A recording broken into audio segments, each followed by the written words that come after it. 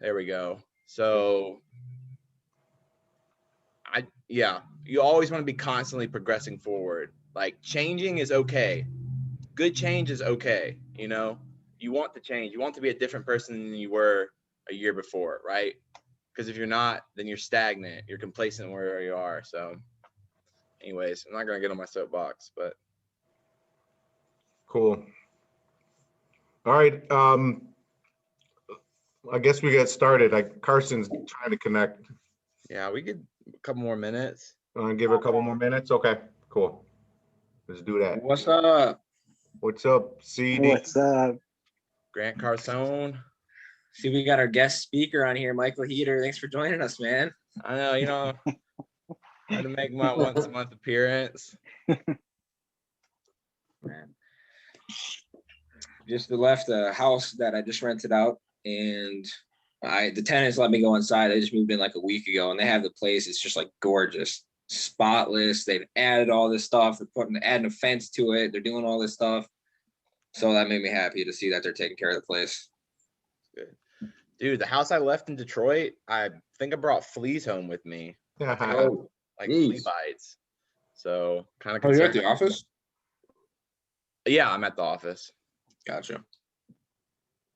So, but it was worth it. It was worth the trip down there. Dearborn Heights, actually. How's the house look? Good. Literally, you open the door and there was a big pile of dog shit in the living room. So, but that was just the smell of money, I realized very quickly. So, pretty solid house, though. Yeah, I'll definitely talk about it here in a minute. My aunt. Sorry, what were you saying? Oh no, I was saying it was a good one. Oh, my aunt, who was over visiting today, she's from California, and her mom, the house she grew up in, her mom is moving out of because she's getting older, and they want to sell. So I was gonna wholesale it off them, and like I was gonna take care of them. Obviously, they're my family, so I wasn't gonna make 100K or anything. But they decided to list with a realtor, and they don't know any realtors out there. So I said, okay, let me find a realtor for you. So I hit up the guy who ran the first course I ever bought, or who runs it. He's in San Diego, which is like 30 minutes from where their house is, or like an hour, which is nothing for California. So I'm going to have him listed, give me a 25% referral. And then it's going to be, a 20K commission minimum. So, I'll get 25% of that, which I'm totally fine with. That's going to be, if they have the time and everything to list with the realtor, they're going to get more money that way anyway. So why not? It's my family anyway. But I can still get a 25% commission out of the realtor's pocket, no extra cost to my family. So I'm kind of excited about that. Nice. That's good. Yep. Randy, you coming to the meeting next week? Or the event? For the Grant Cardone? Or sorry, not Grant. For Arizona? Sorry. No, I was trying to be able to see if I could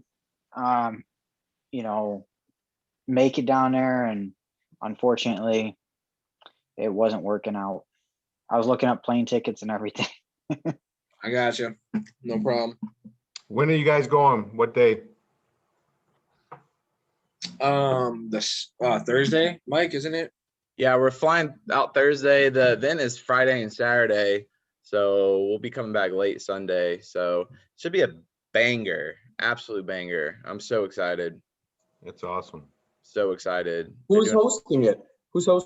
The All In Nation guys, they're a conglomerate, 3 guys, Carlos Reyes, Alex Saenz, and Sal Shakir, which are all, they all run pretty significantly sized wholesaling operations. But they'll be hosting it. Pace Morby's going to be there. Max Maxwell, Sean Terry, Cody Sperber, Donovan Ruffin. Trying to think, just a lot of like heavy hitters. Nice. Okay. How much was it again? Originally the tickets were almost $400, but you can get $100 off instantly. It was like $294.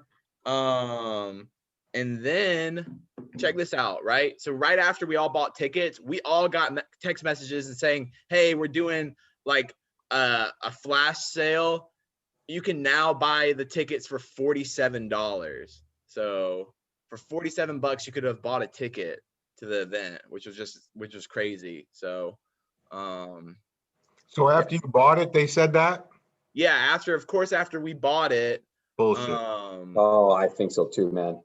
yeah. So, Well- but other Carson Whaley was able to get one at that price and stuff. So, I mean, it is what it is. It is worth every penny. I know it's gonna be worth every penny. Oh, yeah.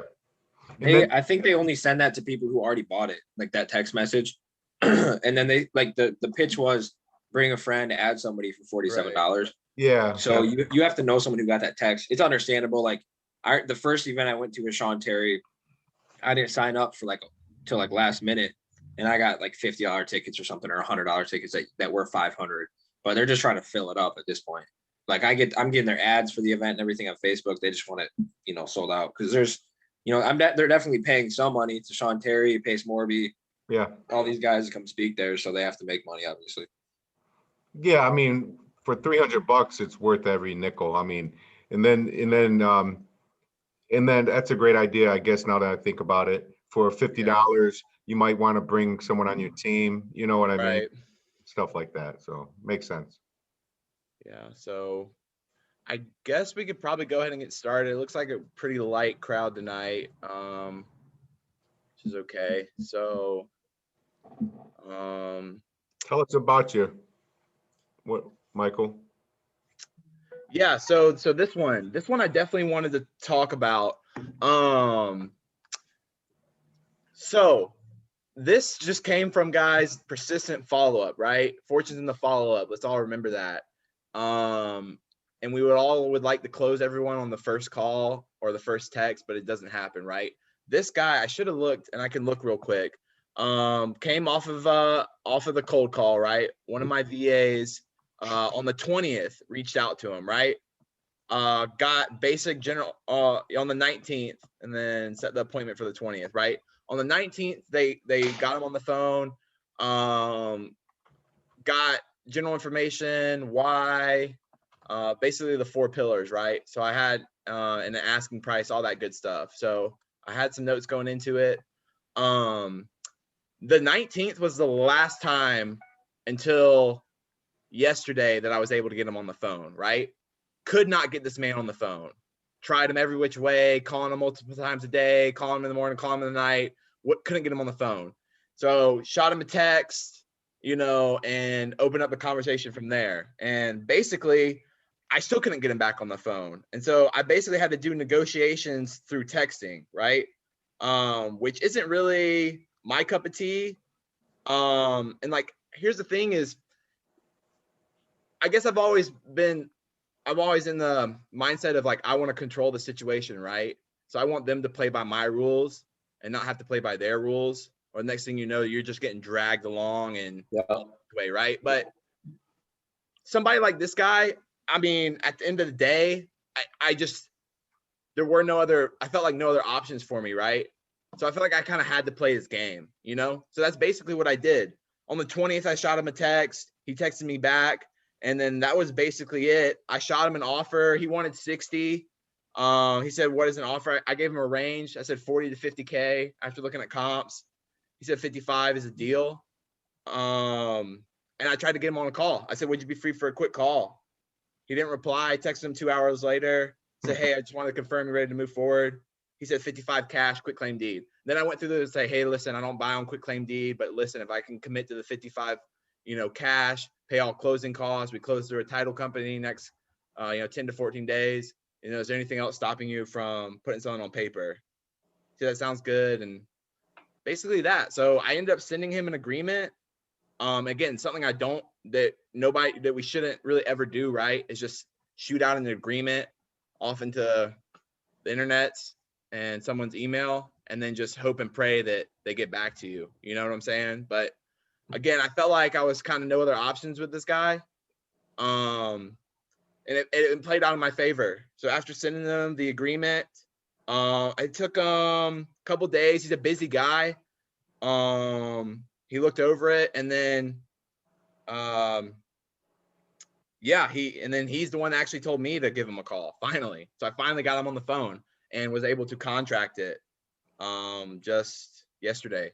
So anyways, with all in the span of a week and countless, texting back and forth, I was finally able to get the deal under contract. So yeah, I mean, good takeaways, right? I was persistent with this guy. This guy had been getting blown up. He's saying, listen, I get calls like this all the time, this, that, and the third.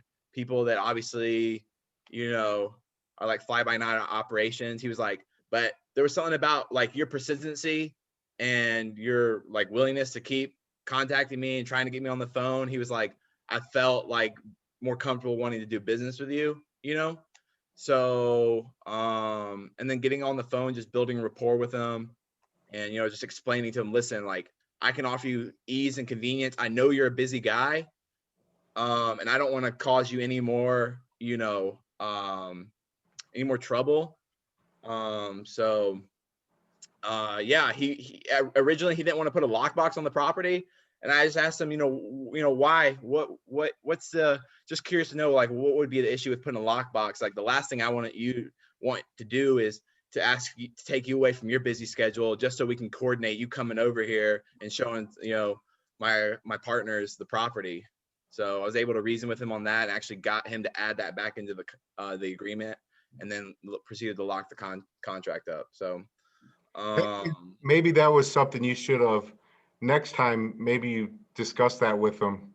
No, and see that so, and I'm glad you brought that up, Todd, because when I got him on the phone, right, this was after sending him the agreement, and he was like, okay, I looked it over, like everything looks good. He did mention about the advertising part of it. He was like, I'm not so sure about the whole advertising. I said, listen, like, I understand where you're coming from, but at the end of the day, I'm going to need to put a lockbox on this property. I haven't even seen the property yet, right? I'm going to need to put a lockbox on it. That way I can get a few of my partners in before the closing as the title work is getting done. So that way, once the title work is done, we're boom, ready to go. So even after explaining that to him over the phone, and he was like, okay, it still came up when he sent me the agreement. He had taken that clause out completely with the lockbox. And so I had to recall him up because I thought we were on the same page because I explained that to him verbally and everything. And he was like, okay. He didn't mention anything about taking that out. So right. when he sent me the agreement, I had to call him back and say, hey, just real quick, wanted to clarify something with you. Like, what was the issue with the lockbox? Like, I was really just doing that, and I really, you want to make it, because you really are, you want them to understand that, like, the reason you have a clause like that in is to help them. Like, I'm really doing this to benefit you and also benefits me, but really benefiting you. So I'm not causing you any more, trouble trying to get you to come over here and coordinate with our schedules and showing us the property, this, that, and the third. So he was a super reasonable guy. And, but anyway, so I ended up having to drive down there to get the keys from him to put in the lockbox. Because again, he's just too busy of a guy to go do it himself. So you're just going that extra mile to, make sure you can get, the deal done, guys, it's never a bad thing to do, so yeah, I'm looking forward to it. Honestly, I'm squatting up with another gentleman, Steve Straight. So him and I are going to be working this deal together, and I think it should be a pretty straightforward one. So, but yeah, I think there were some good takeaways from this one. So it felt good to finally get this one under contract after kind of, playing his game for a while. So yeah, good job, man. That's where it's at, man. I got so many old leads, and I talk to a couple. Anytime you network or you go to a networking event, always be thinking about that. Who do you know is doing some type of direct mail or doing something, and how can you get those leads from them, even the old leads, and give them, split it 50-50 with them, or give them whatever. I mean, these are free stuff that you could be working, and then you're just creating a relationship, with them. They might be buyers, they might be flippers, they might just be wholesalers, So it's really a really good point Any deals, Carson? What do you got? That something you want to talk about, a recent deal or? Yeah. So I have a sub 200 contract right now that I'm buying seller financing, and I'm taking over their mortgage. They owe about 102. There's like 108,000, I think, total on their mortgage, and I'm probably gonna end up buying it myself. Might wholesale it, not 100% sure, but a realtor sent me the deal. When he's like, listen, I know these people. Their son referred them to me. I'm good friends with their son. They owe more than it's worth. I want to see if you can help them out, because I pitched myself to that brokerage. I said, look, because they had me on their Zoom call, like they have a weekly Zoom call as a brokerage. And this is the power of networking. Like, you guys are all on here and a lot of you guys do marketing. I started out doing marketing while I was networking. Well, actually started out just networking, didn't close the deal for 6 months, and then started marketing and started making money. But now that I have that networking kind of under my belt and I'm continuing to do that, like, opportunities just come up. So this is an idea of how to market yourself to realtors, depending on what kind of deals you want. I started helping this brokerage out and introducing the broker to wholesaling, explaining to what it was. He had me on his weekly agent call to explain to everybody what wholesaling was and how we could work together. And I told them on there, like, I asked the broker, do you ever come across leads that don't have any equity, and so you can't sell their house? He's like, oh yeah, all the time. We probably throw 2 to 3 of those away a month. And I was like, I want those leads, and I'll pay you 3% on all of them that I close. And he was just like, what? Like, what are you talking about? He's like, I don't care, dude. Like, literally, I throw these leads out the door anyway. So that ended up turning into him sending me this deal when they owed roughly about what the house is worth. So that sellers would have had to bring money to closing if they would have gone the traditional realtor route, because then the sellers would have had to pay the realtor commission. So just kind of a backstory, because just some practical steps, I guess, to networking and getting deals that way. So I explained to all them what it was, how I work sub twos. And this realtor, one of the agents, came to me with this deal. I went out to the seller's house. It was an older couple. They've lived there. It's a triplex. They've lived there for 40 years or whatever. They're renting the upstairs unit out for way under market rent. And I just told the sellers what I do. I explained to the realtor. The realtor was like, it was the first time meeting the realtor, but I've done deals with his broker now. And so he told the sellers, look, I trust this guy. You trust the sellers. Like, I trust the agent because my son is friends with you. And I trust Carson because he's friends with the agent. So they just trusted me. And I explained the whole process to them. I made them the offer, and to truly show, like, this is really the best option for them. I didn't pressure them into signing. I didn't even ask them to sign that day. I just said, let me know. They're like, we'll probably need a week to think about it. I was like, okay, can you let me know by the end of this week at least? And they were like, sure.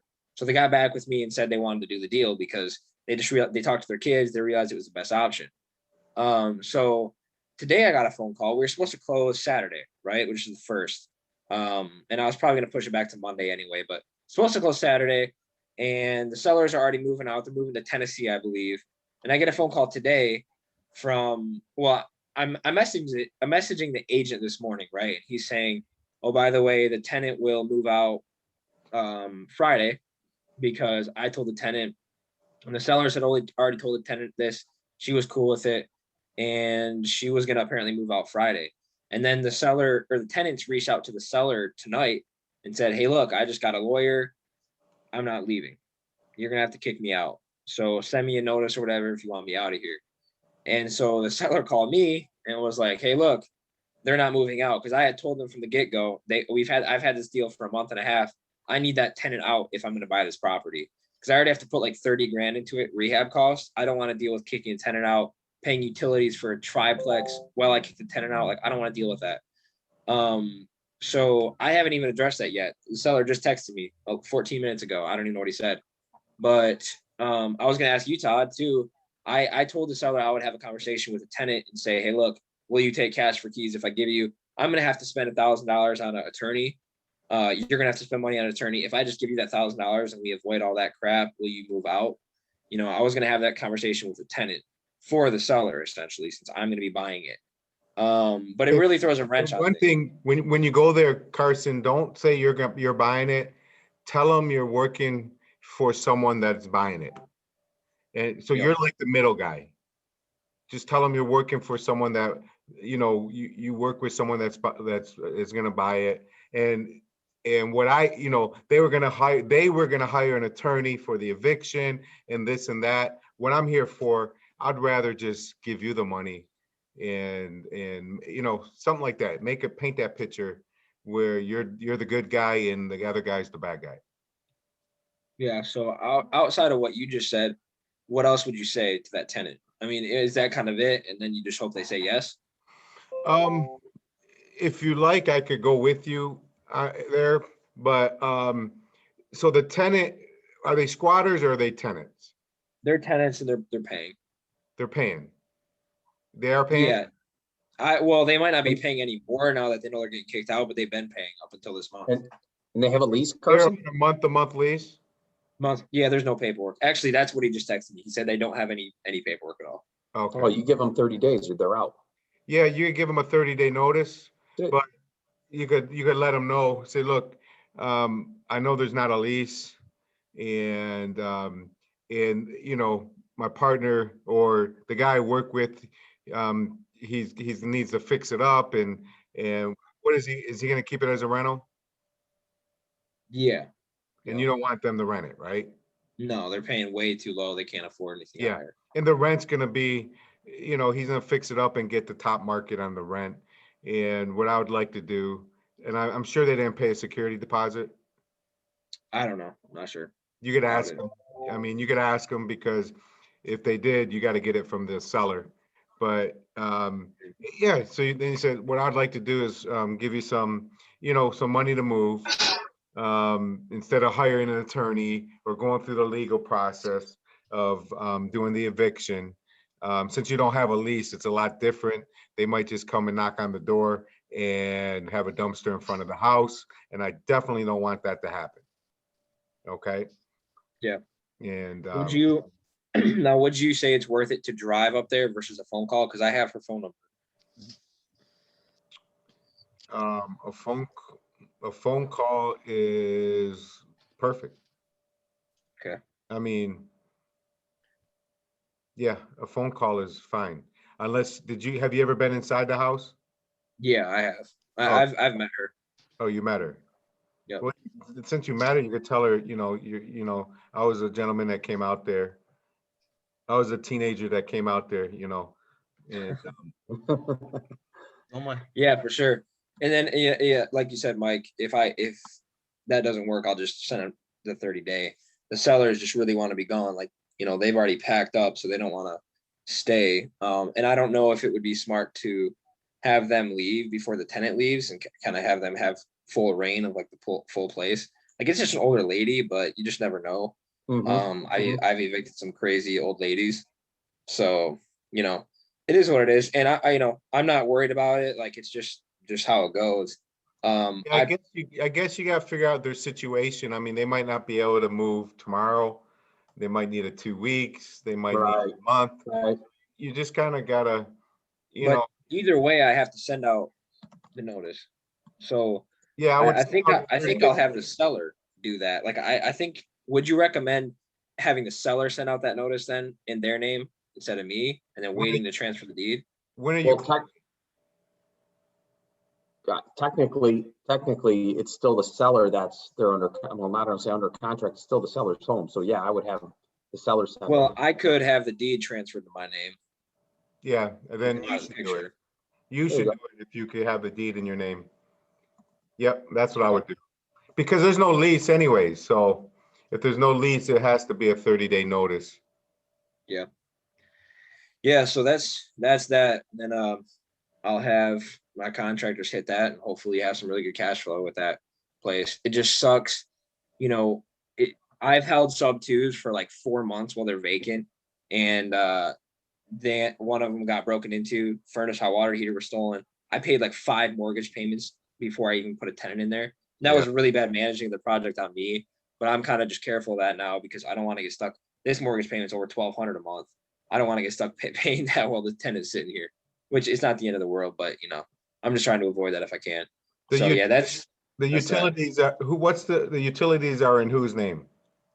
I don't know about the upstairs. I wouldn't be surprised if they were the owner's name, but Yeah, that's a good thing. She could get rid of the utilities.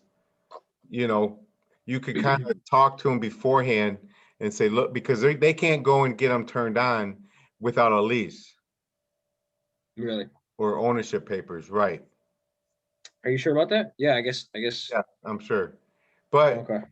a lot of people know how to put the two spoons in there or the two knives and turn it on. But anyway, yeah. Yeah. But then you could just say, look, they're going to be turning off the lights, they're going to be turning off the gas and the water, even if they're not. And so I'm just trying to, make this as easy as possible. I just don't want you to one day a bailiff's at the door with a dumpster. I just don't want that to happen.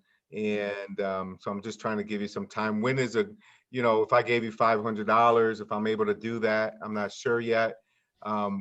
When can you move? Yeah.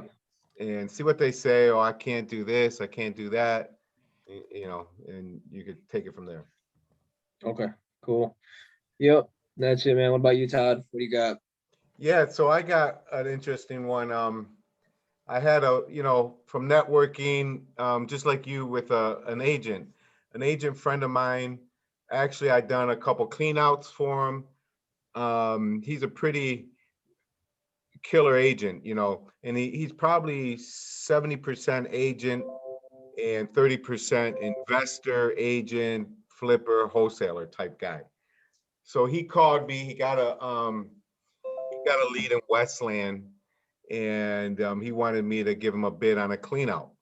This happened I don't even know what day it is. Happened on Monday, and so he wanted. Happened on Friday, because we went back there on Saturday. So Friday, went out there myself.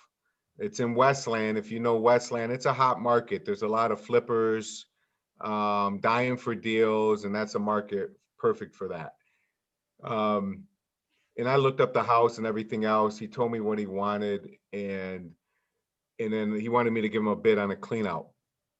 So I went out there, looked at the house. It was a total gut job, but it's your typical 900 square foot, 3-bedroom ranch with a basement in Westland. They all look the same. The fronts look like this, and double lot, and you got to tear out the kitchen, bathrooms, everything pretty much. And all I had is a good roof, but it needed 40 grand worth of work. 40, depending on who's doing it, it might be 50, right? If I was doing it, it would have been 40 grand. And so I ran the numbers, and it really made sense at 45,000 for me. And because my guy told me, he said, look, I didn't even give him a bid on I said, look, I want to buy it, because he gave me that opportunity. He goes, if you want it, or if he knows I'm a wholesaler, if you know a buyer, because I know you do, I want to make 5 grand. That's what he told me. And he initially wanted to sell it for, the owner wanted 50,000. So looked at the house, and I ran the numbers, and I'm like, really, for you to make 5 grand, you got to get it for 40, and I buy it for you for 45. And he goes, that's really what I was thinking from day one also. So he went back to the seller. He didn't have it under contract yet. He was working on it. And that's what happened. He got it for 40. And that Saturday, with his permission, I brought my buyer that I know that buys that area real fast.